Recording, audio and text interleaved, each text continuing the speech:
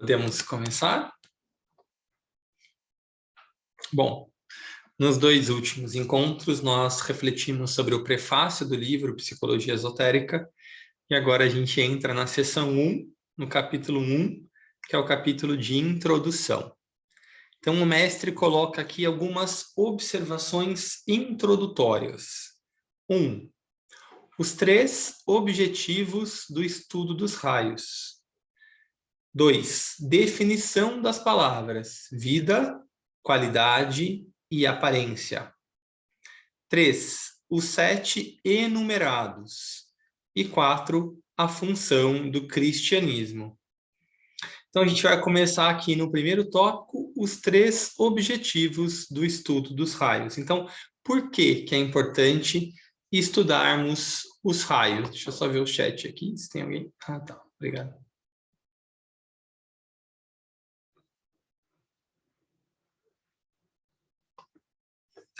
E aí, então, a gente vai ver a definição das palavras vida, qualidade e aparência. Vida como uma qualidade, eu vou falar, mas uma característica, um aspecto do primeiro raio, qualidade do segundo e aparência do terceiro. A gente vai ver um pouquinho melhor o que o tibetano quer dizer com essas palavras. Os 7 enumerados são os 7 raios, e depois um pouquinho mais sobre a função do cristianismo. Ops, foi demais aqui.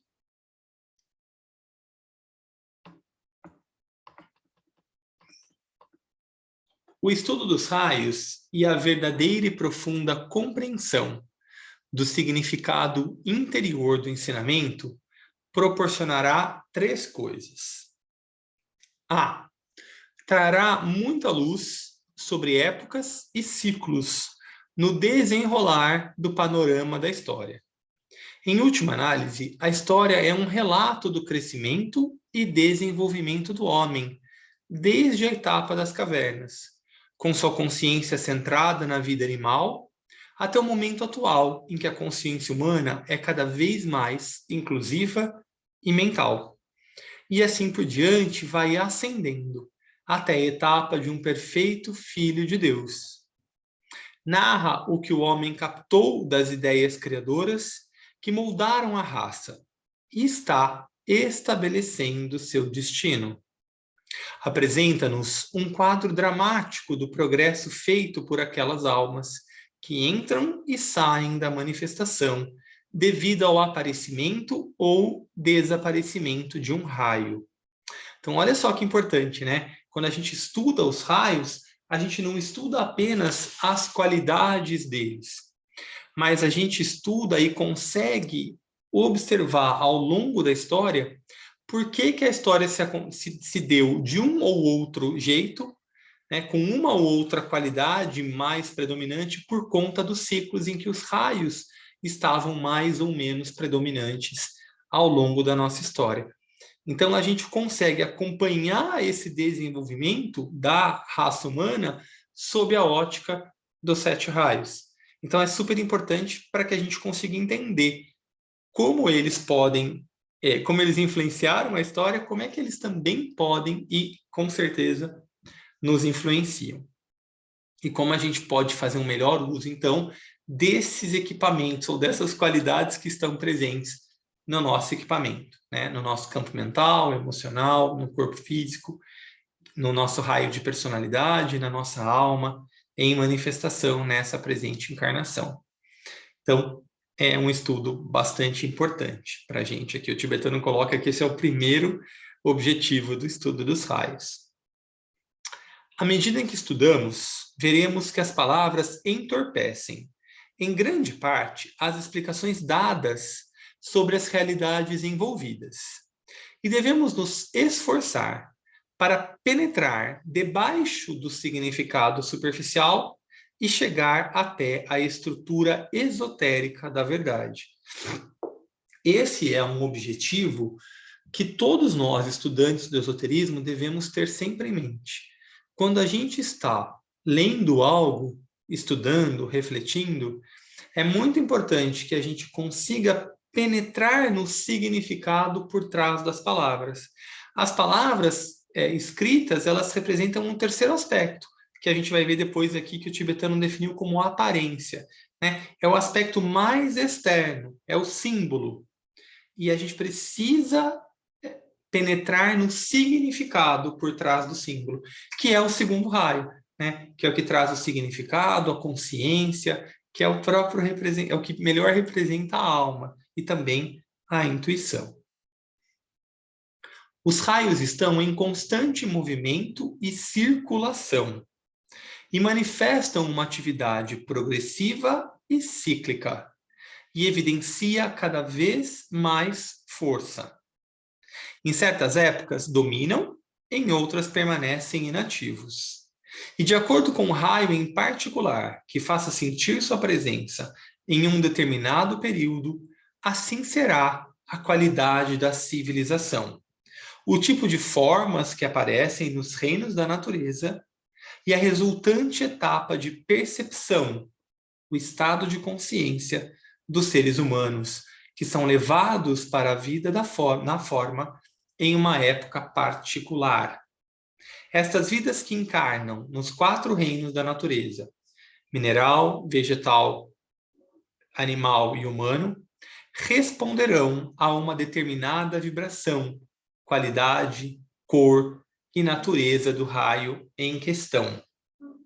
Aqui a gente consegue, talvez aqui, refletir, né, pensar em a nossa história civilizatória se deu dessa forma por conta do plano divino que tinha esse encadeamento de raios, ora uns mais ativos, ora menos.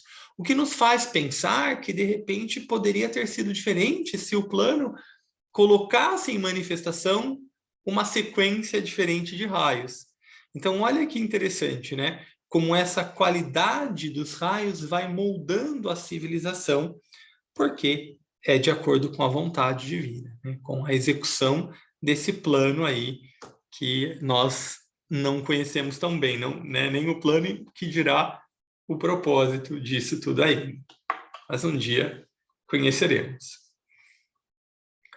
O raio que está em manifestação afetará poderosamente os 3 corpos que constituem a personalidade do homem, bem como a influência do raio produzirá mudanças em seu conteúdo mental e na sua natureza emocional, determinando a qualidade do corpo físico.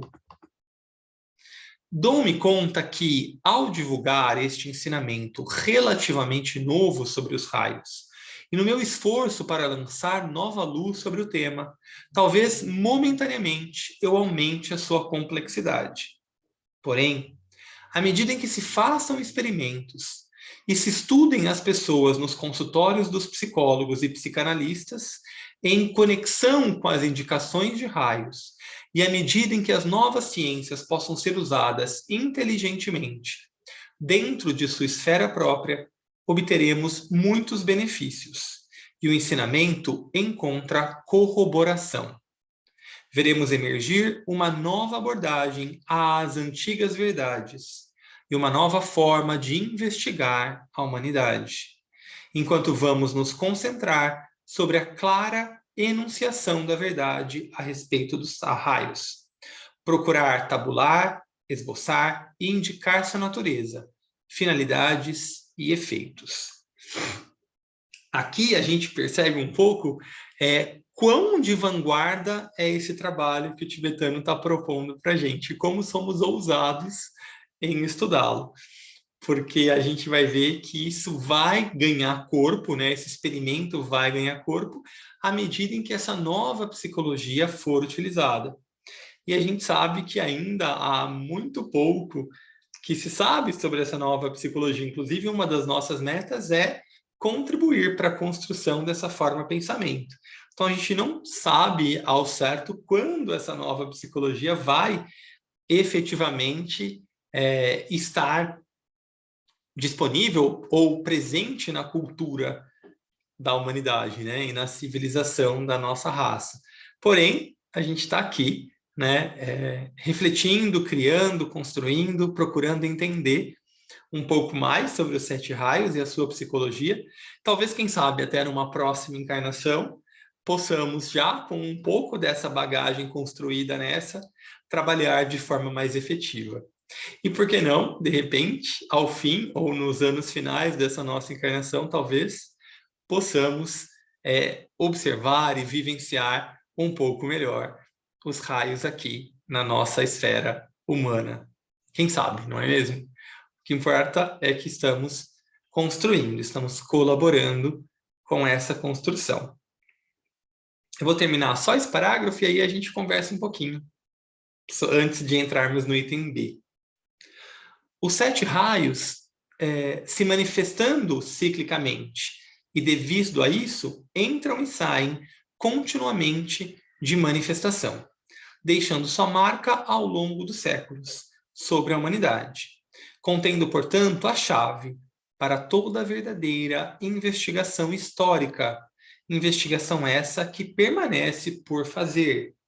Então é importante a gente lembrar e a gente conhecer que os 7 raios existem, eles estão presentes, porém, eles estão presentes em maior ou menor intensidade à medida em que o plano vai se revelando e a humanidade vai respondendo a esse plano, né? Então, tudo isso é muito trabalhado, equilibrado, construído pela hierarquia, né? Porque o propósito vem de Shambhala, mas quem é responsável pelo plano é a hierarquia, e quem é responsável por manifestar o plano somos nós, seres humanos.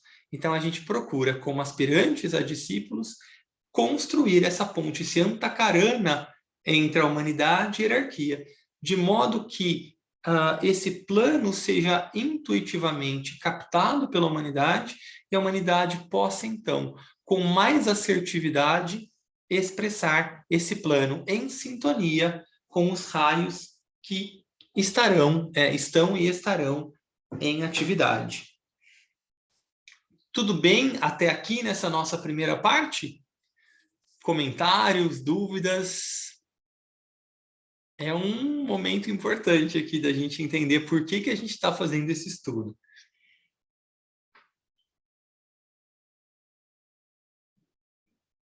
Como é que ressoa em vocês? Vamos lá, participem.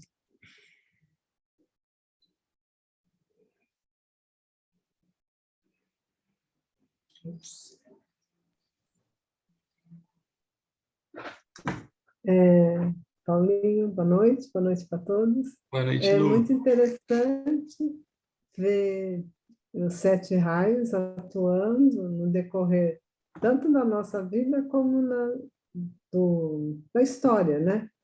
Do planeta, dos grandes políticos, dos grandes movimentos, né? Que de gerações vai aparecendo, né? Então, você pode ver momentos dos anos 60, a guerra, né? Tudo tem um significado que está totalmente intrínseco nesse plano, né, divino maior, com a atuação dos raios, né? Muito De legal, todos né? os envolvidos. Muito Muito legal. Bom, vamos lá, então. É importante, né, a gente perceber aqui que ele fala no finalzinho do parágrafo que essa investigação permanece por fazer, né? Então, que a nossa reflexão como grupo possa ser uma contribuição, mesmo que pequenininha, para que essa investigação, em algum momento, seja feita, né? Que algum ser mais iluminado aí consiga unir várias diferentes formas, pensamento, e através da intuição conseguir fazer essa investigação que eu tenho certeza vai ser de grande benefício para a humanidade e o seu desenvolvimento. B. Um segundo resultado do estudo dos raios esclarecerá nosso conhecimento sobre a natureza dos homens. Então, olha que interessante, né? O tibetano vem, como é o método esotérico, de fora para dentro, né? Então, também vai trazer um entendimento para a gente sobre a natureza dos homens. A psicologia moderna, experimental e acadêmica já reuniu muita informação a respeito de como funciona o homem, qual é a natureza das suas reações, a capacidade do seu aparelho mental, a qualidade do seu mecanismo físico, seu modo de pensar e a soma total de seus complexos, psicoses, neuroses, instintos, intuição e fixações intelectuais. O que, sem dúvida, ele é. A psicologia médica também tem feito muito e temos aprendido que o ser humano é totalmente condicionado por seu instrumento de expressão e não pode manifestar mais do que o seu sistema nervoso, cerebral e glandular permite. Sem contestação, algumas das teorias, até as melhores que foram verificadas, se desmoronaram, dadas as variáveis das condições. O campo que abarca a psicologia da atualidade é muito vasto, com numerosas e variadas escolas e terminologia complicada, que não intenciono ocupar-me disso. Então, a gente talvez possa lembrar um pouquinho aqui do estudo que a gente fez sobre o trabalho dos mestres e como era importante o trabalho ligado ao campo da psicologia, desenvolvido por alguns determinados mestres, né? E como vem todo esse processo de construção para novas possibilidades. Então, à medida em que a humanidade como um todo vai evoluindo, psicologicamente a gente também vai evoluindo, né? Então, novas abordagens se fazem necessárias por conta de novas possibilidades que são apresentadas conforme se evolui. Isso é assim em todos os campos, porque não seria no campo da psicologia, não é mesmo? A dádiva de gratidão que tem o mundo para com os psicólogos treinados é inestimável. Porém, a menos que exista uma ideia-chave no campo do pensamento, cairá por seu próprio peso e produzirá, como está acontecendo, problemas complexos e enfermidades mentais, resultado direto de seus próprios métodos. O conhecimento que agora temos do modo como agem os homens no plano físico, como personalidades integradas, e como se pode esperar que hajam, dadas certas condições, é extenso e sólido. E a amplitude de sua compreensão pode, até certo ponto, ser medida, se compararmos o que atualmente sabemos com o que se sabia há 50 anos. Lembrando ainda que esse livro tem 70 anos, né? Então, também, nesses 70 anos, muita coisa também aconteceu, muitas descobertas foram feitas, muitas atualizações vêm sendo feitas em todos os campos e também, claro, no campo da psicologia. O conhecimento foi fundado, em grande parte, pelo estudo do anormal e do aspecto forma, sendo este último o verdadeiro método científico. E, portanto, limitado e circunscrito, quando é posta à prova das análises definitivas, trazido à luz que o supranormal, sem dúvida, existe. Então, o que o tibetano quer dizer aqui para a gente, por enquanto?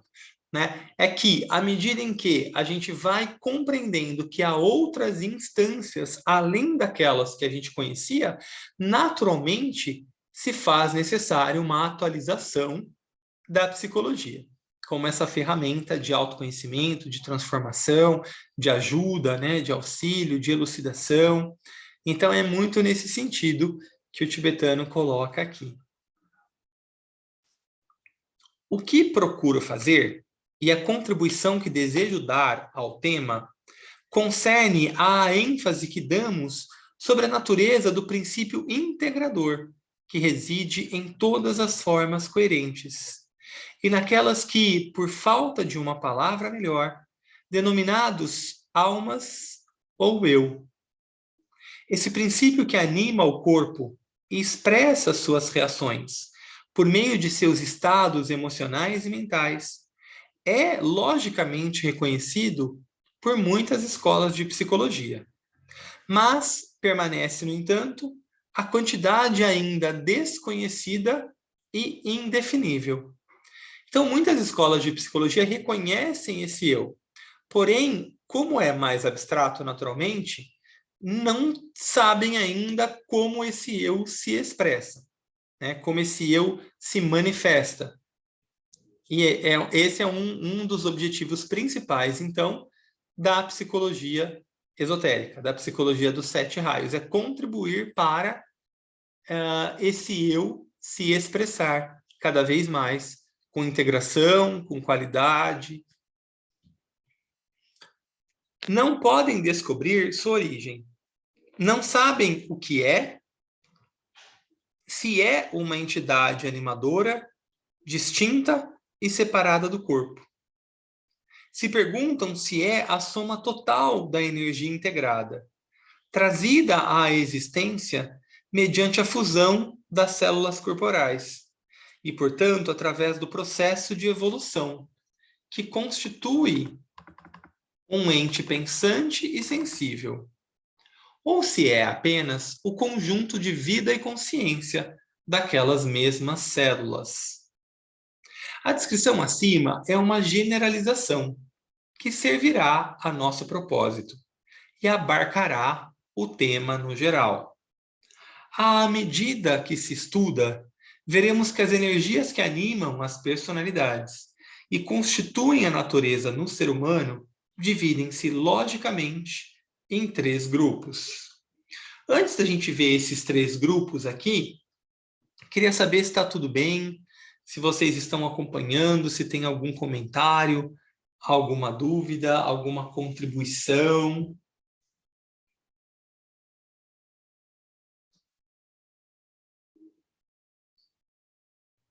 Tudo bem.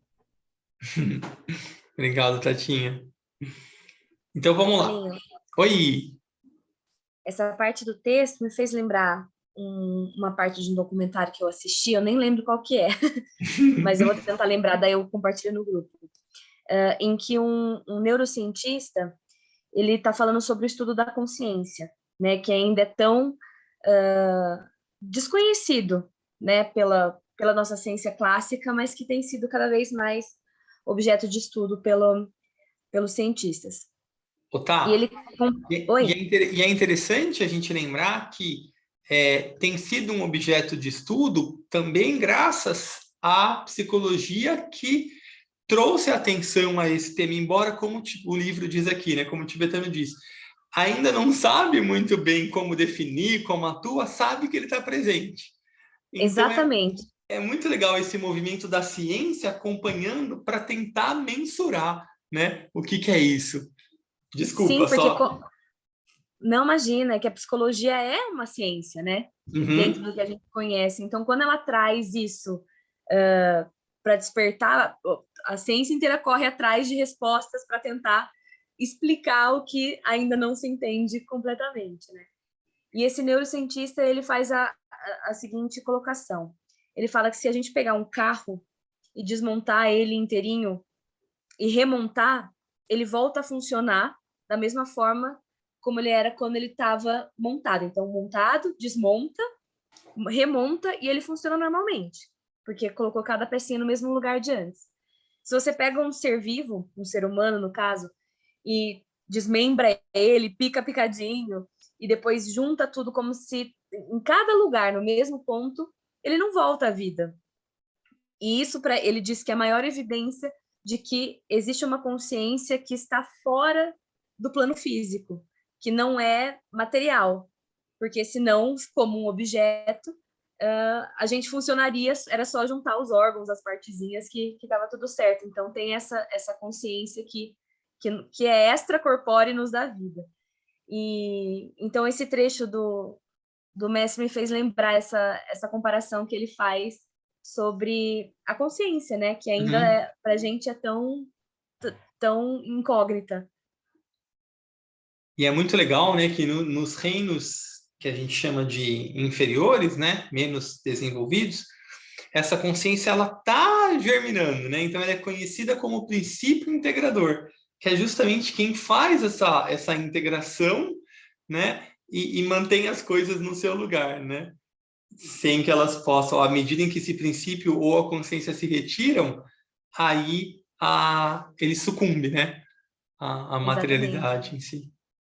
E aí é que a psicologia humanista vem dando espaço para essa psicologia transpessoal, que considera algo que ainda não é palpável, justamente essa consciência externa, e também as experiências de quase morte, ou experiências de pessoas que morreram por um tempo dentro dos hospitais e têm consciência do que aconteceu, e os médicos não conseguem explicar como. Então, isso também já deu margem para muitos estudos sobre o que a gente não está vendo, né? O que está fora do físico aí.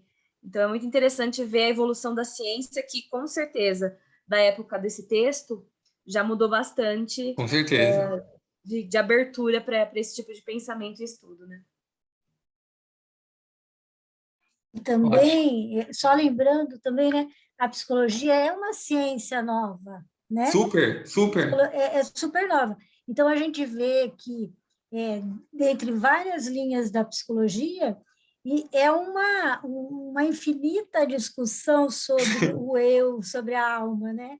Jung falou disso lá atrás e é uma verdade hoje, e que a gente está vendo. E esse texto, gente, que maravilhoso que é isso, né? Saber que tem toda esse olhar, né? Essa luz para a alma, para a psicologia, né? Estou encantada, Paulinho, muito que legal, Rô. Qual que é a linha que você segue, Rô, dentro da psicologia? Ó, eu fiz o Jung e humanista. Que legal! Para mim isso está sendo, né? Tô aprendendo, porque é bem isso que eles estão falando. A gente está tentando aprender. Eu acho que a psicologia é uma ciência que ela saiu muito dos moldes tradicionais, aquela da psicologia experimental, de laboratório, né? Da psicanálise formal, né? Aquela ortodoxa, e ela está muito mais abrangente. Hoje a gente fala muito do ser, né? Da alma, da espiritualidade da pessoa.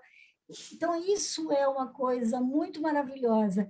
E o mais maravilhoso de tudo isso é saber que isso está sendo cientificado, está se estudando isso, e com um propósito muito maior que todo esse propósito que a gente está vendo nesse livro maravilhoso, né? Que legal, muito né? Bom mesmo, muito bom mesmo, legal. Que bacana, obrigado pelas contribuições, excelentes.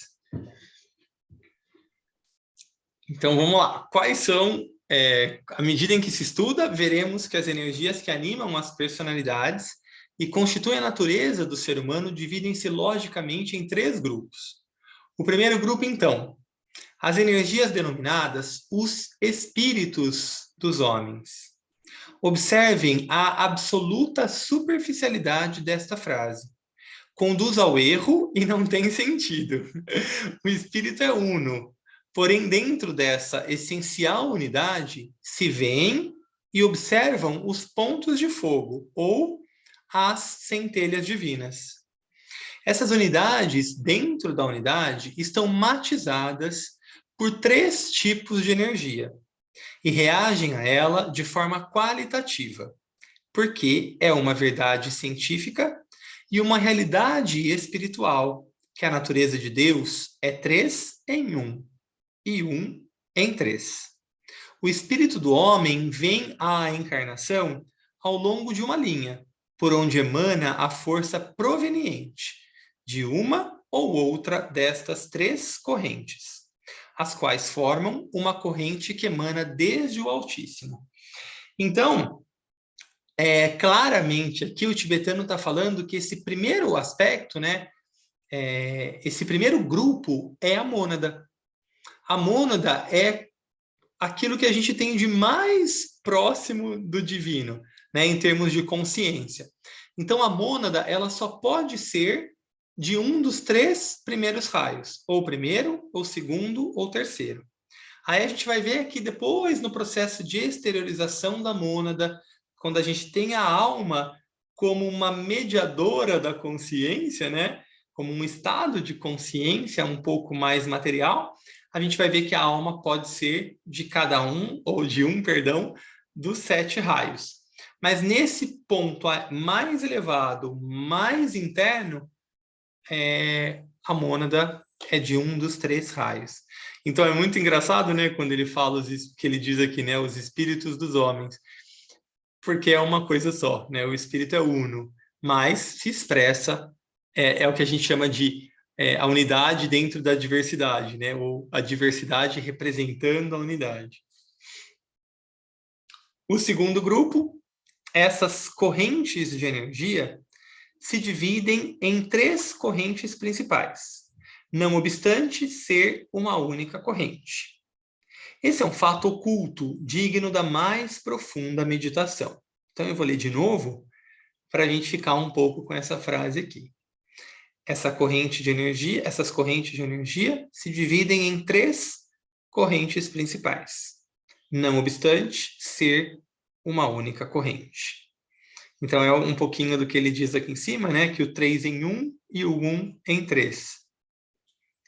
Por sua vez, se diferenciam em 7 correntes, que conduzem até a luz os 7 tipos de almas. É com estes 7 que consideraremos aqui. Então, o livro Psicologia Esotérica, esse estudo que nós estamos fazendo, ele vai tratar dos 7 raios, não apenas daqueles 3. Porque é um tipo de psicologia que a gente vai ver aqui, que é inerente a esse ponto da consciência que a gente chama de alma, que pode se expressar em cada uma das 7 qualidades. Talvez, num futuro ainda mais distante, elevado, surja um outro tipo de psicologia para tratar da mônada. Como ainda é muito ousado para nós, a gente precisa... Já trabalhar com as qualidades da alma já é ousado, então vamos deixar um pouco a mônada para mais para frente. Vamos focalizar aqui nas qualidades ou nos 7 tipos de almas. Como o tibetano diz, é com estes 7 que consideraremos aqui. E o terceiro grupo, as energias dentro das quais se distribuem as 3 correntes, que se convertem em 7 e que, por sua vez, produzem os 49 tipos de força que se expressam através de todas as formas, nos 3 mundos e nos 4 reinos da natureza. Portanto, temos 3 grupos monádicos de energia, a unidade essencial expressa mediante estes 3, as qualidades de vontade, amor e inteligência, que são os 3 primeiros raios. 7 grupos de energias, que por meio dos quais os 3 grupos expressam as qualidades divinas, que são os 7 raios, e 49 grupos de forças, às quais todas as formas respondem, que constituem o corpo de expressão dos 7, que por sua vez são o reflexo das 3 qualidades divinas. Então, o que pode ser isso, Paulo? Lembra que quando a gente estudou também sobre a hierarquia, a gente viu que o ashram, né, principal, a hierarquia, era formado por 7 outros ashrams, que tinham outros 6 sub-ashrams, né? Por exemplo, o ashram de 2º raio, que é presidido, ou tem como koan ou shohan, o mestre Kutumi, o mestre KH. Mas aí tem o ashram 2.1, 2.3, 2.4, 2.5, 2.6, 2.7, formando esses 49.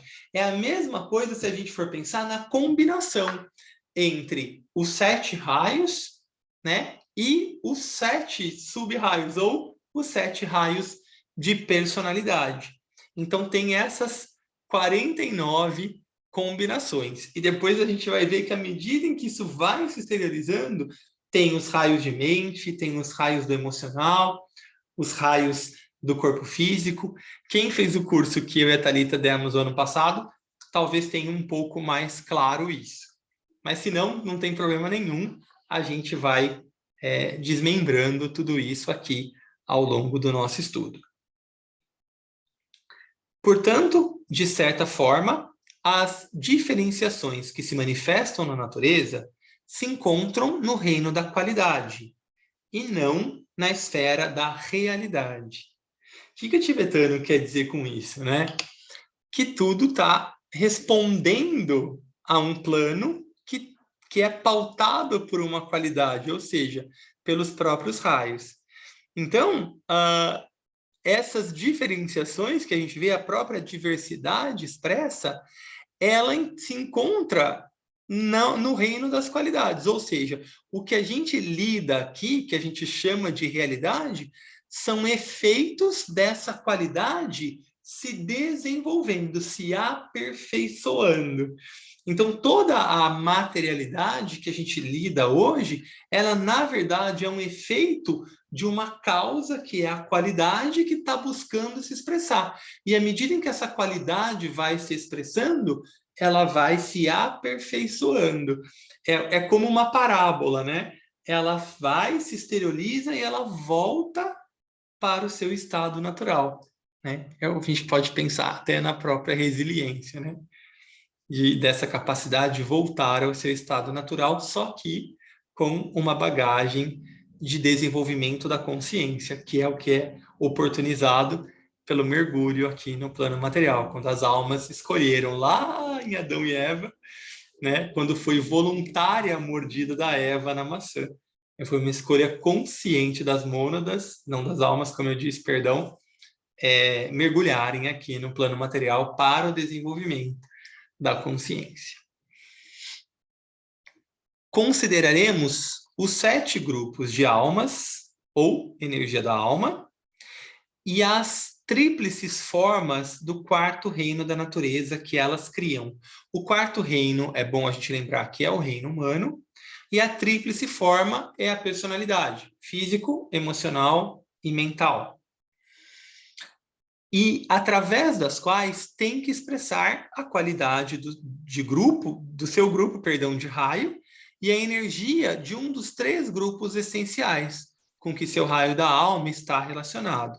Então, o indivíduo pode ter, por exemplo, uma alma de 7º raio, mas a mônada vai ser de 1º, 2º ou 3º, tá? Por isso, tentaremos, se possível, adicionar algo mais à psicologia moderna e enriquecer seu conteúdo com a psicologia esotérica, que trata da alma ou eu, a entidade animadora da forma. Então, é importante pensar aqui que o tibetano não está refutando a psicologia, pelo contrário, né? Ele está trazendo uma nova perspectiva por conta de como a gente vem estudando, a gente vem observando esse aspecto consciência estar cada vez mais se expressando, cada vez mais sendo estudado, refletido, né? Interrogado, questionado. Então, é importante a gente pensar nisso, né, nesse projeto do tibetano como algo que é integrador. E tudo bem até aqui, pessoal? Antes da gente entrar no item C? Comentários, dúvidas, contribuições, partilhas?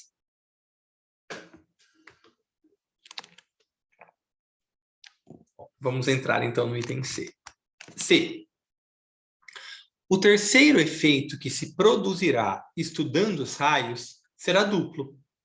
Não só chegaremos a compreender algo da parte interna da história, ou a adquirir uma ideia das qualidades divinas que emergem dos 3 aspectos determinantes e as formas de expressão no plano físico, como também alcançaremos um método prático de análise para chegar a uma correta compreensão de nós mesmos como entidades animadoras e a uma compreensão mais sábia dos nossos semelhantes. Por exemplo, quando comprovamos pelo estudo que a tendência de nosso raio de alma é poder e vontade, mas que o raio que rege a personalidade é o raio da devoção, então podemos avaliar mais precisamente nossas oportunidades, capacidades e limitações. Podemos determinar com mais precisão nossa vocação e o campo de serviço, nosso dever ou dharma e saber, e o nosso verdadeiro valor e força. Quando pudermos somar a esse conhecimento uma análise que nos permita compreender que o corpo físico reage predominantemente ao raio da alma, enquanto o emocional está debaixo da influência do raio da personalidade, que está historicamente em manifestação naquele tempo, então estaremos em posição de avaliar com acerto o nosso problema. E podemos lidar mais inteligentemente conosco mesmos, com nossos filhos, amigos e associados. Descobriremos que somos capazes de colaborar de forma mais sensata com o plano, à medida que ele se manifesta em determinada época. Então, o objetivo desse estudo é prático, né? É autoconhecimento, é a gente conseguir perceber. Por exemplo, ele fala aqui, né, de poder. Então, raio da alma é poder e vontade. A gente sabe que é o primeiro raio. O que isso quer dizer? E o raio da personalidade é o raio da devoção, o sexto. Então, como é que funciona, né? Quais são as forças que estão mais vivas em mim? Quais são aquelas que eu tenho menor resistência, que são mais fluidas no meu viver? Quais são aquelas que eu enrosco um pouco ali, que eu percebo que os meus defeitos são mais evidentes? Então, como é que eu lido com tudo isso? Naturalmente, autoconhecimento, né? Eu saio um pouco do meu mundo aqui, que é o que a gente faz na meditação, né? Se desidentifica dos conteúdos transitórios e vai para o eu real. Quando a gente tem essa capacidade de se desidentificar, a gente sai um pouco, tira o olhar dos fenômenos, né? Isso é empatia, a gente deixa de ser egocêntrico e a gente começa a desenvolver um outro olhar. E aí a gente se conhecendo, a gente se percebendo, a gente percebendo os nossos movimentos, os nossos gatilhos, as qualidades que estão mais ou menos presentes, naturalmente a gente tem a capacidade de olhar isso nos outros, sem julgamento, claro, mas de observar. E aí então a gente pode oferecer, né, o nosso aprendizado, colocar o nosso aprendizado à disposição. A gente pode tentar dar pistas de como a pessoa pode sair. Lembra que a gente falou no encontro passado? A Rô até falou, às vezes a pessoa fica ali patinando. Então, às vezes, a gente pode fornecer pistas para que a pessoa consiga dar continuidade aí no seu próprio desenvolvimento.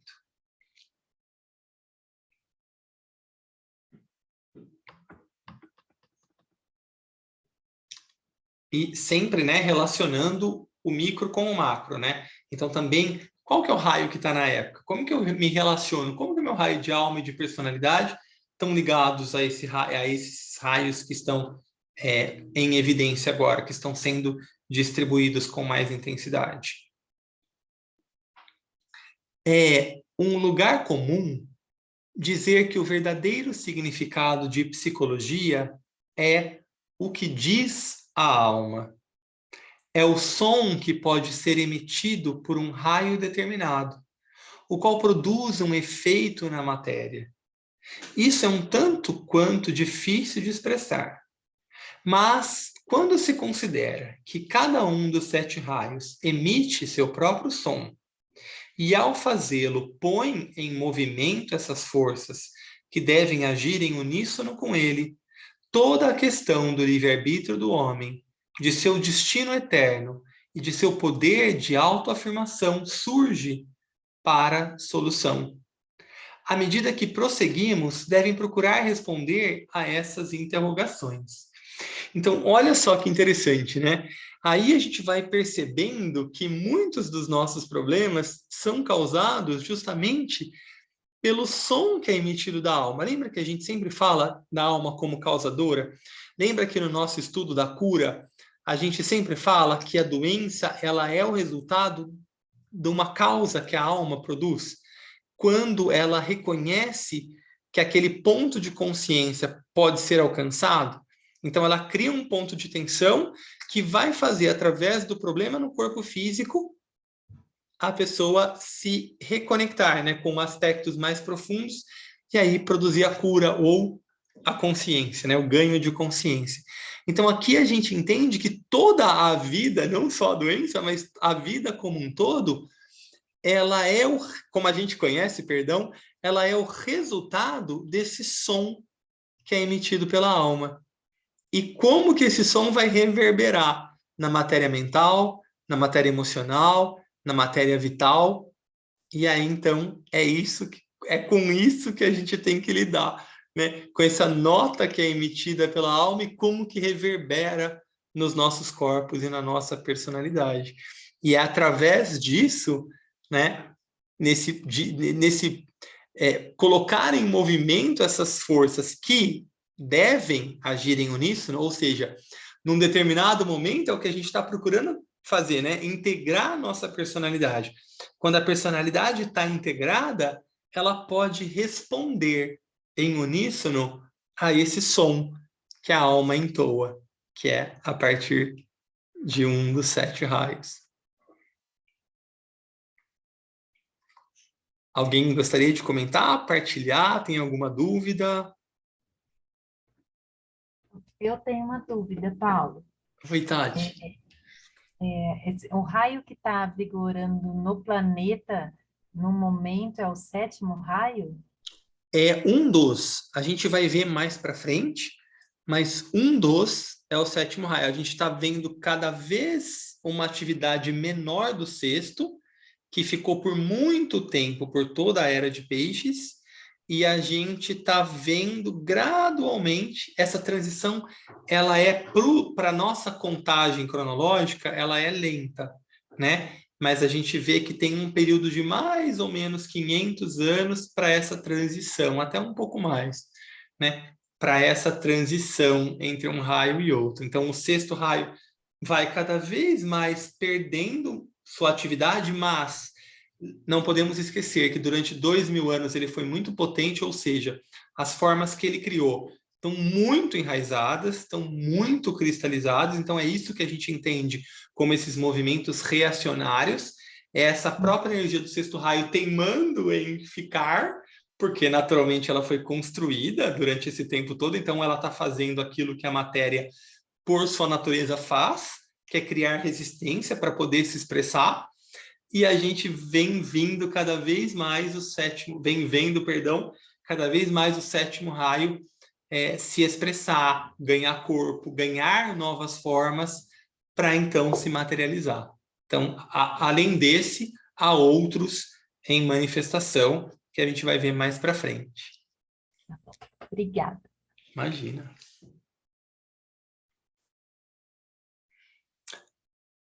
Alguns dos pontos que tratarei de esclarecer não são passíveis de comprovação por vocês. Portanto, seria sábio aceitá-los como hipóteses ativas, a fim de compreender o que procuro dizer. Ou seja, né, a gente ainda vai ter que ter um pouco de fé aí nesse momento, mas uma fé que é uma hipótese. Não, olha que interessante, ele não pede para a gente aceitar sem que corrobore com a nossa vida, né? Ele pede para a gente aceitar como uma hipótese. Então, se a gente aceitar como uma hipótese, a gente vai tentar entender o que ele procura dizer, qual que é a lógica no raciocínio dele. Aí, então, a gente pode tirar as nossas próprias conclusões. Outros pontos que mencionarei poderão ser verificados em suas próprias experiências de vida e demandarão o reconhecimento da mente concreta e poderão produzir uma reação que trará como consequência uma intensa convicção que emanará do seu eu intuitivamente consciente. Olha que bacana, né? Porque quando a gente comprova através das nossas experiências de vida, quando faz sentido para a gente, então é o que a gente chama de ahá, né? Ou insight. Então, esse eu intuitivamente consciente promove mesmo uma iluminação na mente, no cérebro, e aí isso se transforma, claro, numa intensa convicção, porque é a parte do todo que a gente conseguiu enxergar, que a gente conseguiu se apropriar, o que é bom, porque promove uma convicção real, isso vai fazer com que eu caminhe, mas num dado momento vai ser ruim, porque também vai cristalizar, e aí eu vou precisar, com a minha consciência expandida, reconhecer outras possibilidades. Então é muito sábio, também, para quem fez o estudo que nós fizemos de liderança, dos livros da Cedar Clan, que é importante que a gente construa as novas formas de pensamento com essa qualidade do 7º raio, com essa qualidade de mudança, com esse pensamento que grandes filósofos e grandes sábios sempre nos disseram, né? O próprio Allan Kardec dizia isso, né? O espiritismo não está pronto. Ele está aqui, ó, isso é um aspecto dele. Vocês, com o passar do tempo, vão construí-lo. A mesma coisa que o Roberto Saggioli diz, né? A psicossíntese não está pronta, eu só estou lançando um norte. É à medida em que for vivenciada que ela vai sendo construída. Então, é muito importante que a gente olhe para as nossas evoluções, para as nossas mentes, para as nossas crenças dessa forma, como elas são próprias para o meu momento presente. À medida em que a minha consciência vai se elevando, eu vou precisando de novas formas. É por isso que a gente nasce, morre, né? À medida em que essa forma da personalidade não responde mais a todo o esplendor da alma, a alma precisa de uma nova forma que vai então responder a essas novas qualidades que estão prontas a se expressar. Então, é muito disso que se trata, né?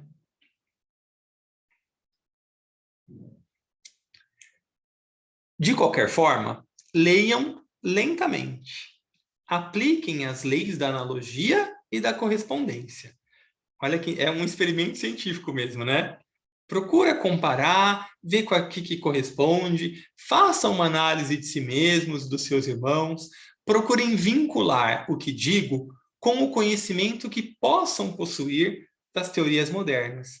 E lembrem que, quanto mais vivam realmente quanto almas, tanto mais captarão o que se tenta ensinar. Óbvio, né?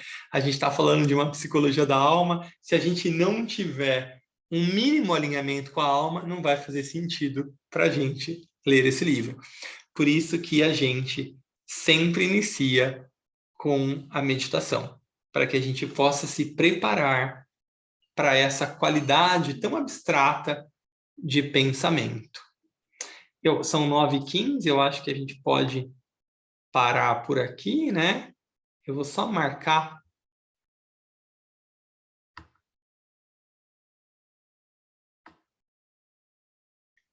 para que a gente não se perca. Ops, fiz um errado aqui, mas tá bom.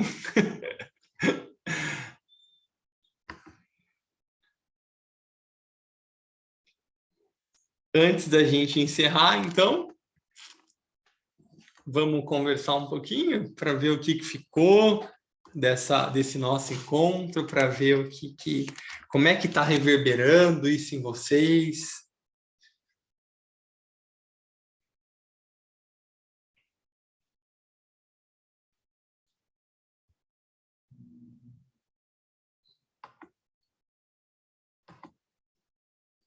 Oi, Rê, quer falar? Ele me deixou calada. Acho que um pouco de toda a dificuldade, né, que eu tenho por falta de conhecimento de outras áreas, mas ele me abre um campo de procura, entende? De interesse, de necessidade de persistir. Então, a cabeça fica toda acumulando uma série de informações e com caminhos que têm que ser trilhados para elas serem melhor elaboradas e mais entendidas. E eu achei cansativo no sentido assim, para mim, ele tem um monte de informações, entendeu? Uhum. E aí ele me deixa meia... mas que me desperta o interesse em aprofundar, em entender melhor.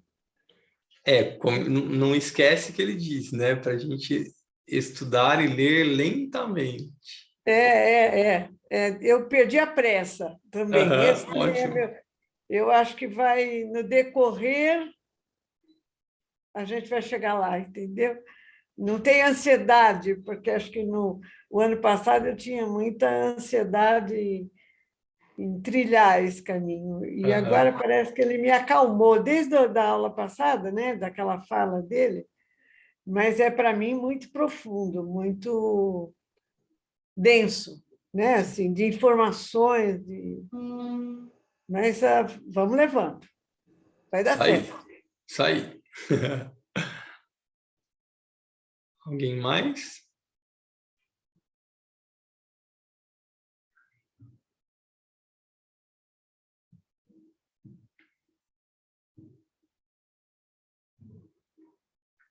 Bom, vou encerrar a gravação então.